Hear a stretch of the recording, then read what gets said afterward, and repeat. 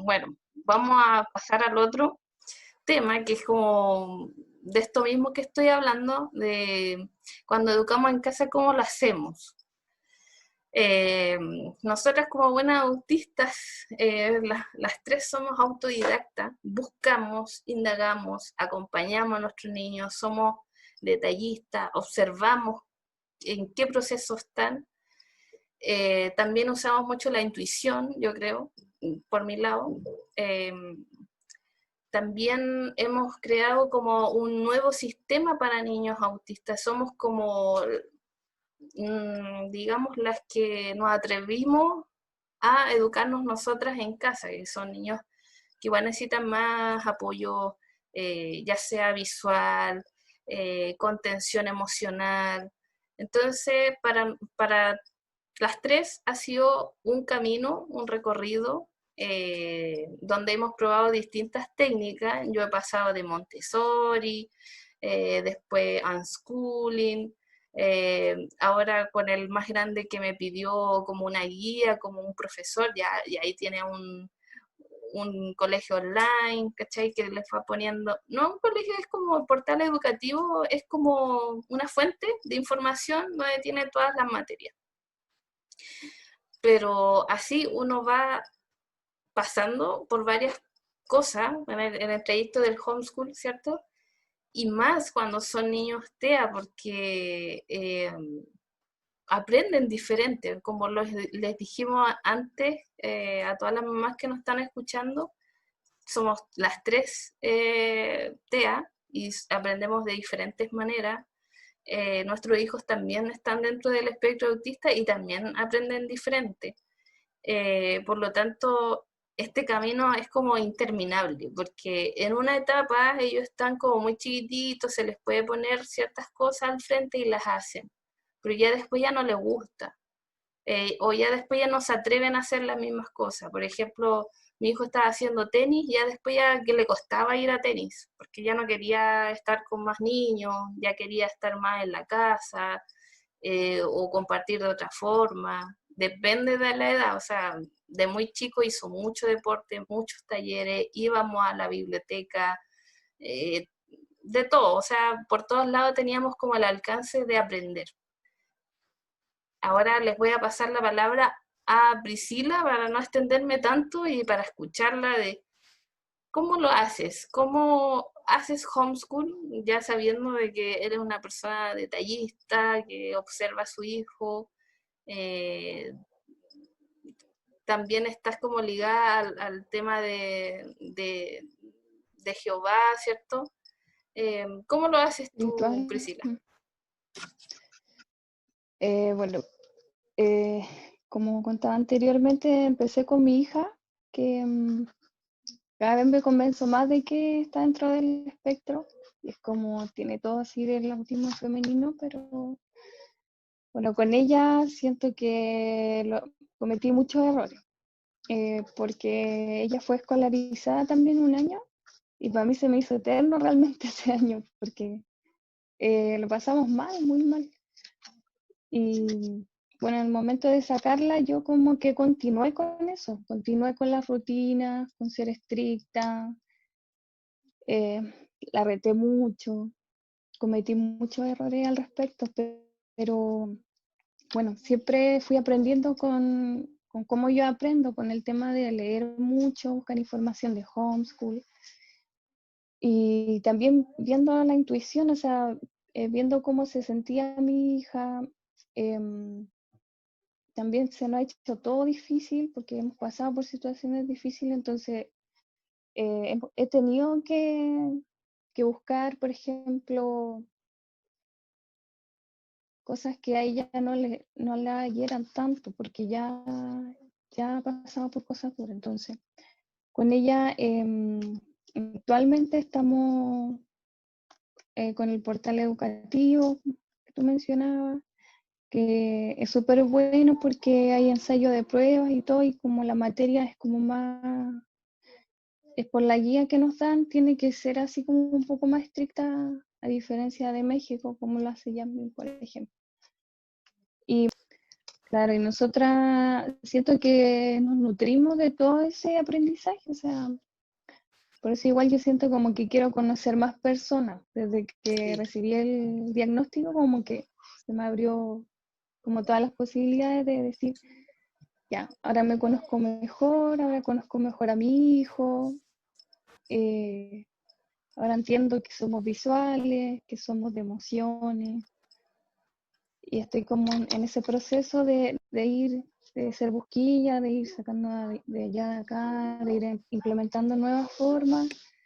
Y como les mencionaba delante, ahora hicimos como un pequeño horario que yo le puse aprendizaje según la edad. Eh, Había visto en un documental acerca de la educación, que lo publicamos también en el grupo, ajá, sí, que una maestra recomendaba que cada niño debería estudiar de acuerdo a su edad. Por ejemplo, mi hijo tiene 6 años, va a cumplir 6 años, y sumarle 2 en minutos, eh, tiene que estudiar 8 minutos diario. Bueno, ya decía por materia, para que tuviera interés en la materia.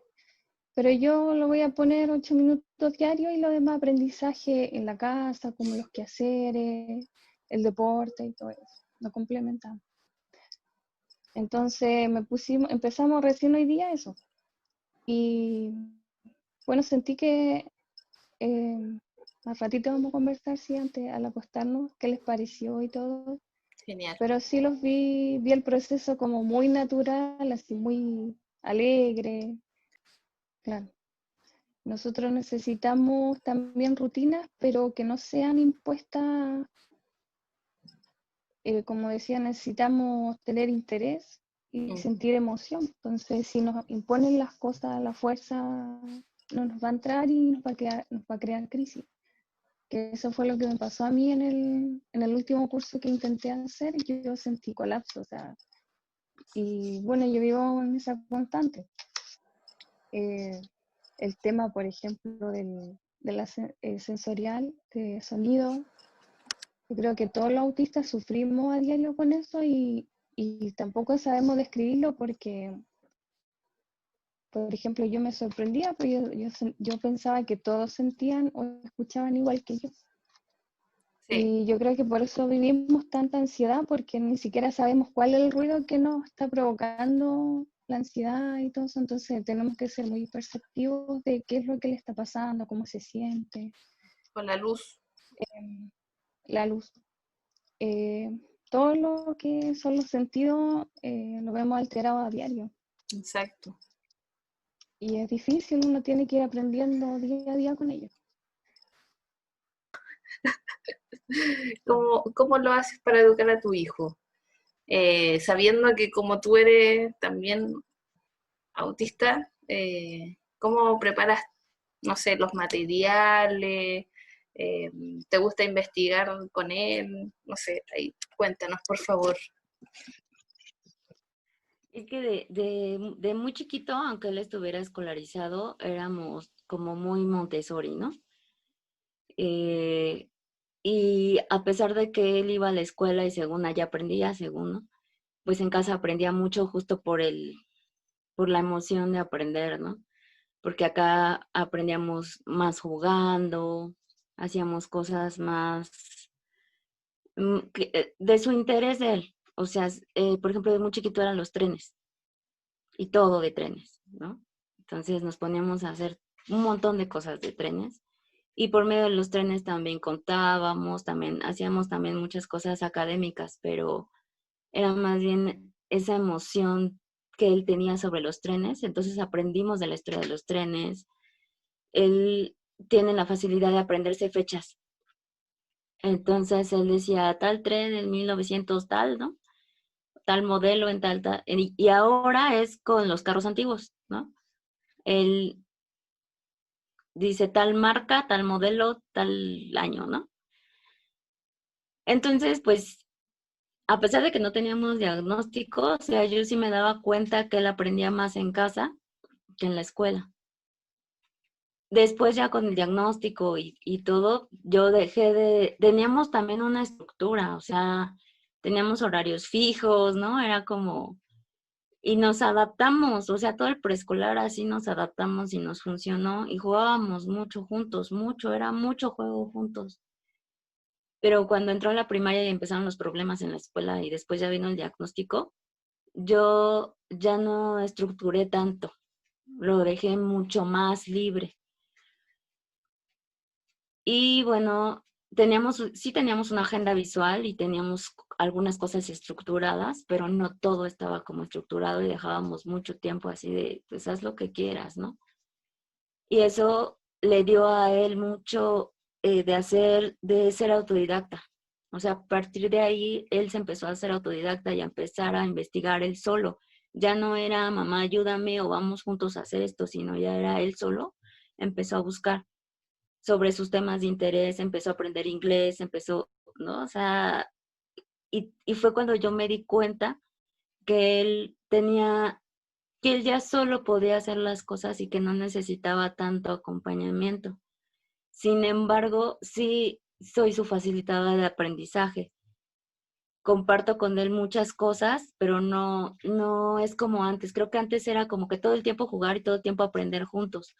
Ahora solamente son momentos, menos de una hora, o sea, no sé, nos ponemos de acuerdo en qué actividad queremos hacer. Ahorita es mucho las ciencias, ¿no? Experimentos. Entonces, yo investigo, yo tomo cursos, yo hago muchas cosas para poder entender lo que a él le está gustando, que finalmente o sea, yo también aprendo y digo, ¿por qué yo no aprendí así en la escuela, no? Y ahora lo estoy aprendiendo por él, porque ni siquiera es mi tema de interés, pero me intereso porque le interesa a él y digo, si a él le interesa, yo lo tomo para después pasárselo a él y es como nos ponemos de acuerdo en qué actividades hacer, qué experimentos y prácticamente los vamos haciendo a nuestro ritmo.